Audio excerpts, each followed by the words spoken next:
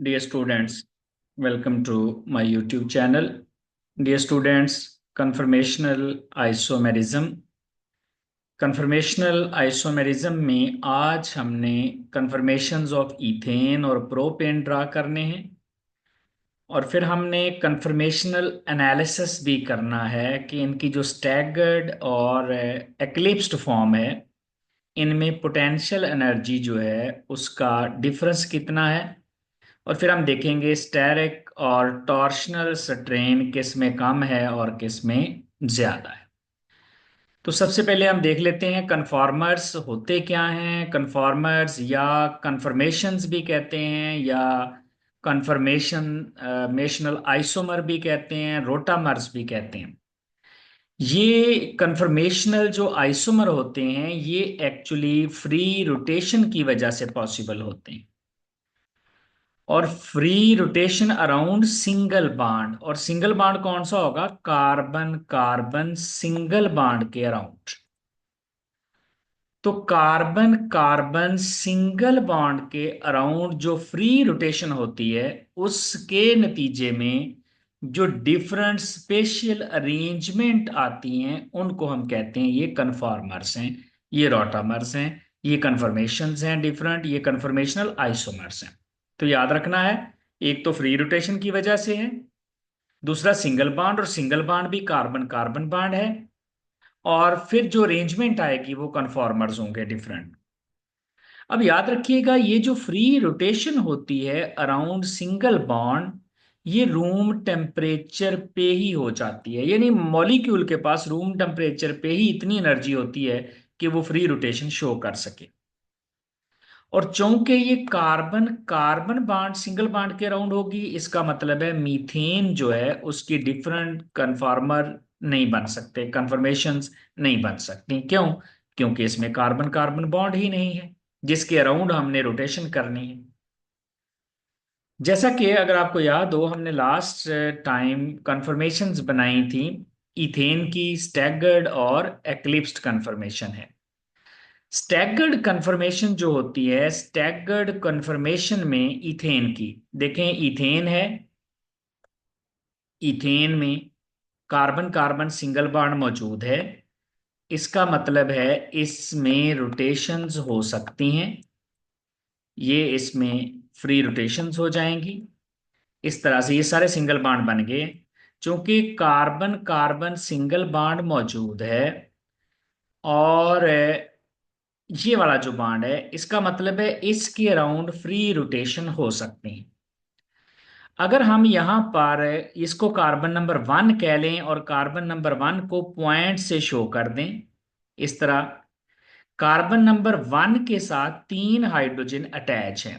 अब तीनों को जब हम अरेंज करेंगे तो वो वाई बन जाएगा, ये एक ट्राई एंगल बन जाएगी और यहां पर जो एंगल आएगा वो 120 डिग्री होगा इनका आपस में, यानी ये भी 120 डिग्री, ये भी 120 डिग्री, टोटल 360 डिग्री हो जाएगा।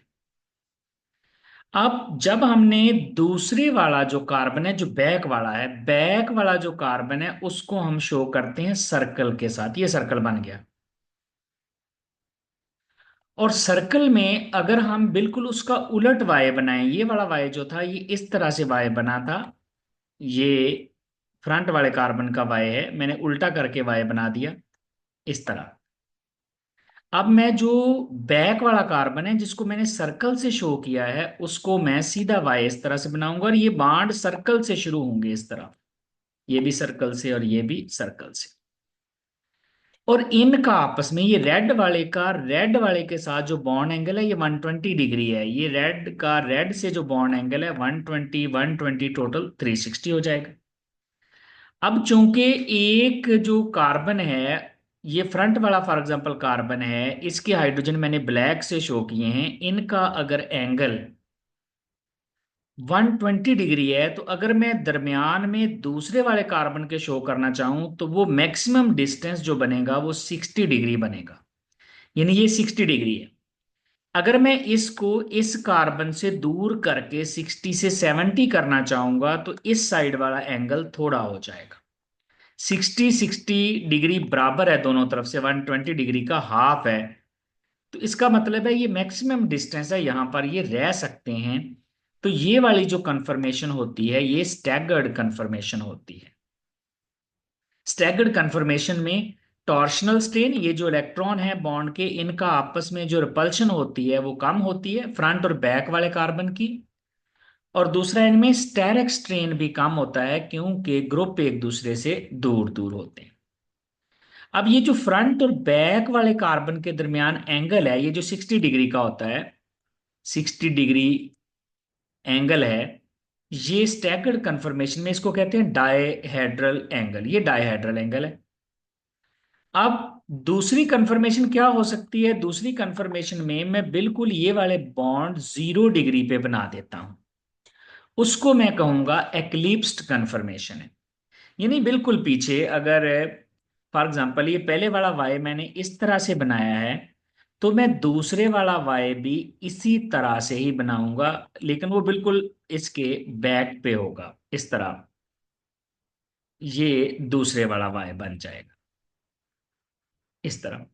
अब ये जो फ्रंट और बैक वाले कार्बन है, मैंने शो करने के लिए थोड़ा साइड पे लिखा, ये बिल्कुल हाइड, ये बांड एक दूसरे के पीछे होते हैं। एक तो कार्बन नजर नहीं आता क्योंकि न्यूमैन प्रोजेक्शन में कार्बन कार्बन बॉन्ड जिसके अराउंड रोटेशन है वो नजर नहीं आता। तो ये बिल्कुल पीछे होगा, ये 0 डिग्री पे होगा, और 0 डिग्री का मतलब है ये एक्लिप्स्ड है। यहां पर भी देखें, ये फ्रंट है, फ्रंट वाला वाई और बैक वाला वाई एक जैसे हैं, इसी तरह से ड्रा किए हैं। ये फ्रंट और बैक वाला भी बिल्कुल इसी तरह से है, लेकिन वो थोड़ा सा शो करने के लिए हमने थोड़ा साइड पे बनाया, अदरवाइज ये बिल्कुल पीछे होगा, ऑलमोस्ट 0 डिग्री पे होगा। ये एक्लिप्स्ड कंफर्मेशन है। अब ये 60 डिग्री से हम रोटेट करते हैं, यहां से 60 डिग्री, फिर 60 करेंगे तो इक्लिप्स आ जाएगी, फिर 60 करेंगे तो स्टैगर्ड आ जाएगी, फिर 60, यानी हर 60 डिग्री से स्टैगर्ड और एक्लिप्स्ड कन्फर्मेशन बारी बारी आती रहेंगी। ये हो जाएगा स्टैगर्ड और एक्लिप्स्ड। और अगर इन दो के अलावा किसी और एंगल से रोटेट करते हैं, for example 1 degree, 2 degree, 1.5 degree, 40 degree, 30 degree, उन सारी कन्फर्मेशंस को हम स्क्यू कन्फर्मेशन कहते हैं। तो हम एक्सट्रीम एंड देख रहे होते हैं जहां पर एनर्जी का डिफरेंस सबसे ज्यादा आता है, वो स्टैगर्ड और एक्लिप्स्ड होंगे। अगर मैं इन्हीं का सा हॉर्स प्रोजेक्शन भी बनाऊं, तो सा हॉर्स साइड व्यू होता है, यानी मैं इस तरह से देखता हूं कि मुझे बाण नजर आता है, न्यू मैन में बाण नजर नहीं आता। अब देखिए, मैं दोनों वाय बनाता हूं। अगर मैं फ्रंट वाले कार्बन का वाय इस तरह से बना रहा हूं, ये फ्रंट वाले कार्बन का वाय है, तो स्टैगर्ड बनाने के लिए बैक वाला जो कार्बन होगा उसका वाय इस तरह से बनेगा, ये स्टैगर्ड कंफर्मेशन होगा। एक्लिप्स में क्या होगा? एक्लिप्स में अगर फ्रंट वाला जो कार्बन है उसका वाई इस तरह से बन रहा है, तो बैक वाला जो कार्बन है उसका वाई भी इसी तरह बनेगा। तो बॉन्ड बिल्कुल एक दूसरे के सामने आ जाएंगे 0 डिग्री पे। एक्लिप्स्ड यानी डाईहेड्रल एंगल फ्रंट और बैक वाले बॉन्ड का, ये वाला जो है फ्रंट वाला कार्बन और बैक वाला कार्बन, उनका जो उनके बॉन्ड है उनका बॉन्ड एंगल डाईहेड्रल होता है, जबकि यहां पर जो डाईहेड्रल एंगल है वो 60 डिग्री के होंगे। तो ये इस तरह आप सा हॉर्स में भी शो कर सकते हैं। अब स्टैगर्ड और एक्लिप्स जो कन्फर्मेशन है, अगर हम इनमें डिफरेंट पैरामीटर देखें, जो स्टेरिक स्ट्रेन है, स्टेरिक स्ट्रेन यानी ये जो ग्रुप होते हैं, स्टेरिक स्ट्रेन होता क्या है? जब बल्कि ग्रुप्स करीब आते हैं तो वो एक दूसरे को रिपेल करते हैं। तो ये स्टैगर्ड में थोड़ा होगा क्योंकि इसमें एक तो ग्रुप भी छोटे और दूसरा स्टैगर्ड में होते भी दूर हैं, जबकि ये एक्लिप्स वाले में ज्यादा होता है। एक्लिप्स वाले में ज्यादा होगा, क्यों? बाण करीब आ गए। दूसरा है टॉर्शनल स्ट्रेन। टॉर्शनल स्ट्रेन होता है कि इलेक्ट्रॉन जो होते हैं, ये मैंने लास्ट लेक्चर में भी डिटेल से समझाया था, कि एक बॉन्ड के इलेक्ट्रॉन जो बैक कार्बन वाले बॉन्ड हैं उनके इलेक्ट्रॉन को रिपेल करते हैं, इसको टॉर्शनल स्ट्रेन कहते हैं। ये भी तभी ज्यादा होगा जब बॉन्ड बिल्कुल एक दूसरे के ऊपर आ जाएंगे, यानी एक्लिप्स्ड कन्फर्मेशन में। एक्लिप्स्ड में टॉर्शनल स्ट्रेन ज्यादा होता है जबकि स्टैगर्ड में ये कम हो जाएगा। उसके बाद है डाईहेड्रल एंगल। एक्लिप्स में देखें 0 डिग्री होता है, जबकि जो स्टैगर्ड है उसमें 60 डिग्री होता है। तो इसका मतलब है एक्लिप्स्ड वाले में बॉन्ड एंगल कम होगा, जबकि स्टैगर्ड वाले में डाईहेड्रल का एंगल ज्यादा हो जाएगा। स्टेबिलिटी है, साफ ज़ाहिर है, जिसमें स्ट्रेन थोड़े होंगे उसकी स्टेबिलिटी ज्यादा होगी। स्टैगर्ड ज्यादा स्टेबल होता है जबकि एक्लिप्स्ड कम स्टेबल होता है। और जिसकी स्टेबिलिटी ज्यादा होती है उसकी एनर्जी कम होती है, यानी ये लो एनर्जी पे स्टैगर्ड की पोटेंशियल एनर्जी कम होती है जबकि एक्लिप्स्ड की ज्यादा होती है। तो ये स्टैगर्ड और एक्लिप्स जो है इन दोनों के दरमियान है ये डिफरेंस आ जाएगा। अब इसके बाद अगर हम यहाँ पर एनर्जी बैरियर देख लें कि कंफर्मेशनल एनालिसिस देख लें कि ये जो हमारे पास कंफर्मेशंस हैं इनमें एनर्जी का डिफरेंस कितना है, तो हमारे पास ये जो हमारे पास होता है कंफर्मेशनल एनालिसिस, ये होता है difference of energy level associated with different confirmations. यानी एक स्टडी है कंफर्मेशनल एनालिसिस। कौन सी स्टडी है कि डिफरेंट जो हमारे पास कंफर्मेशंस होती हैं, डिफरेंट जो कंफर्मेशंस हैं उनकी डिफरेंट जो एनर्जी लेवल्स हैं उनकी स्टडी है। यानी आप अभी हमने थोड़ी देर पहले देखा स्टैगर्ड की एनर्जी लो होती है, पोटेंशियल एनर्जी कम होती है, और एक्लिप्स्ड की ज्यादा होती है।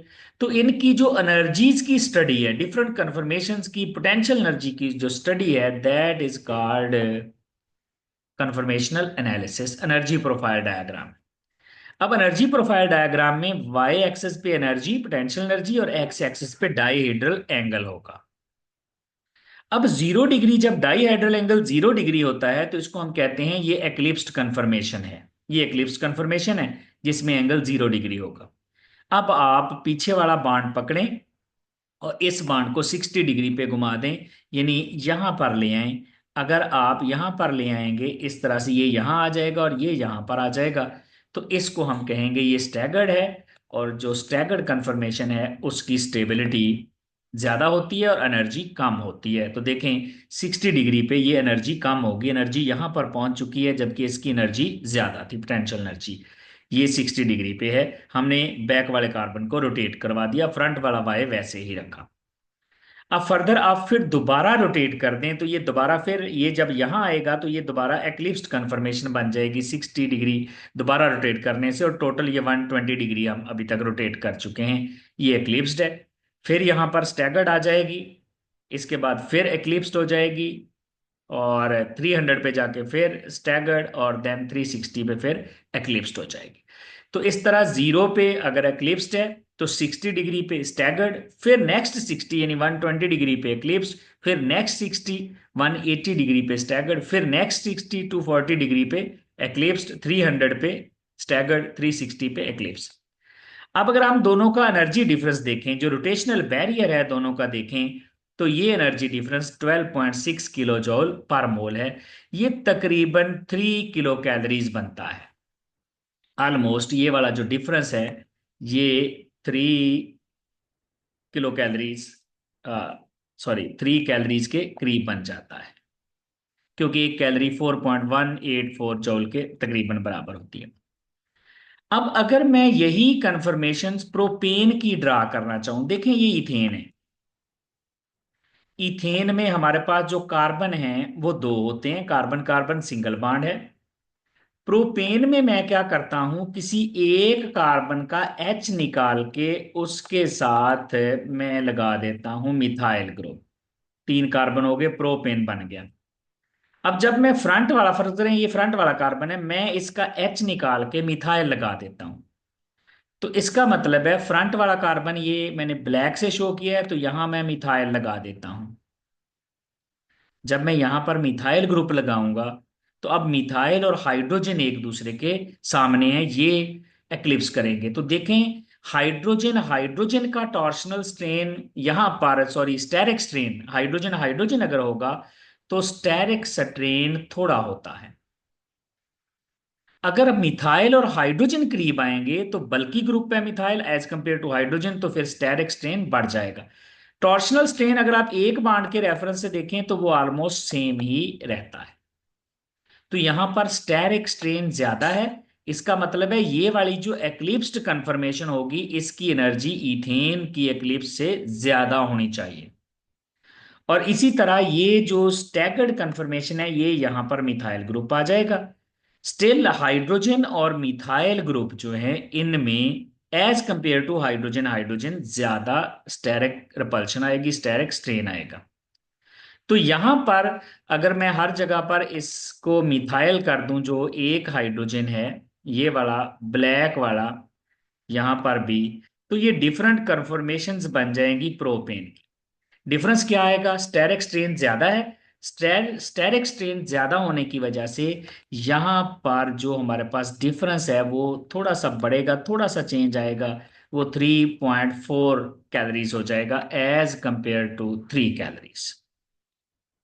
तो इस तरह से आप इथेन से प्रोपेन की कंफर्मेशन बना सकते हैं। अगर आप इसको सा हॉर्स में देखेंगे तो अगर आप दोनों वाई एक ही तरह बना लें, बिल्कुल इस तरह सीधे वाई, ये एक वाई बन गया सीधा, ये दूसरा वाई बन गया है, तो ये होगी एक्लिप्स्ड। अब फ्रंट वाला जो कार्बन है हमारा, वहां पर एक कार्बन के साथ मिथाइल ग्रुप है, बाकी दो हाइड्रोजन है। जबकि बैक वाला जो है उसके साथ सारे के सारे हाइड्रोजन है। दोनों वाई एक दूसरे के ऊपर एक्लिप्स कर रहे हैं। अगर इसकी मैं स्टैगर्ड बनाना चाहूं तो जो फ्रंट वाला कार्बन है, बैक वाला कार्बन जो है, मैं उसका वाई उलट बनाऊंगा इससे, इस तरह करके। तो फॉर एग्जांपल अगर यहां पर मिथाइल ग्रुप है तो आप चेक करें, ये स्टैगर्ड कन्फर्मेशन में वो एक दूसरे के ऊपर नहीं आएंगे, बल्कि ये 60 डिग्री पे पड़े होंगे, 0 डिग्री पे नहीं होंगे, जिसकी वजह से स्टेरिक स्ट्रेन थोड़ा हो जाएगा। तो इस तरह से डियर स्टूडेंट्स हम बनाते हैं कन्फर्मेशंस अल्केन्स की, क्योंकि इनमें कार्बन कार्बन सिंगल बॉन्ड है। और फिर हमने कंफर्मेशन बना ली इथेन और प्रोपेन की, स्टैगर्ड, एक्लिप्स, उनमें डिफरेंट पैरामीटर्स देख लिए, और अभी हमने प्रोपेन की कंफर्मेशंस भी बना ली हैं। नेक्स्ट लेक्चर में हम ब्यूटेन की कंफर्मेशंस बनाएंगे जो थोड़ी सी कॉम्प्लिकेटेड हैं, जिसमें एक्लिप्स्ड और स्टैगर्ड दो दो तरह के हैं, स्टैगर्ड भी दो तरह के और एक्लिप्स्ड भी दो तरह के। वो नेक्स्ट लेक्चर में डिस्कस करेंगे। Thank you very much.